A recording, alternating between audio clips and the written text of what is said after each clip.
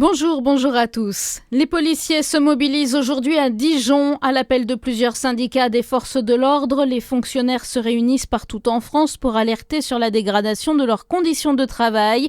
Ils dénoncent également le manque de moyens humains, matériels et budgétaires.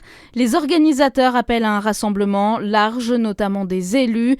Rassemblement à 11h devant l'hôtel de police. En 2025, les pompiers de Saône-et-Loire ont effectué 36 000 interventions. L'activité est en hausse de 1,8% par rapport à l'année précédente, avec des interventions sur 2800 incendies et 2800 accidents de la circulation et 27 000 interventions pour des secours à personne. La mortalité sur les routes est repartie à la hausse, plus 2% en 2025 avec 3260 tués en France métropolitaine, 253 dans les Outre-mer, plus 6%.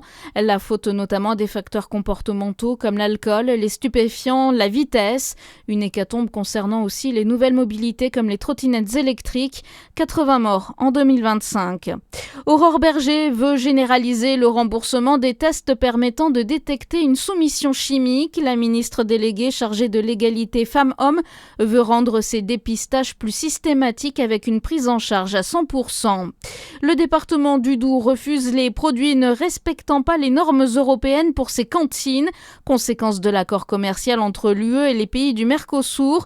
Le département met en avant plusieurs risques pour l'agriculture nationale, concurrence jugée déloyale, écart de normes sanitaires, environnementales et sociales ou encore fragilisation des filières d'élevage.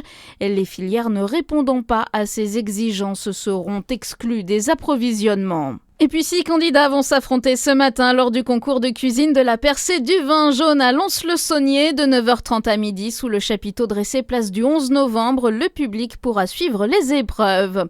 Bonne journée sur Fréquence Plus.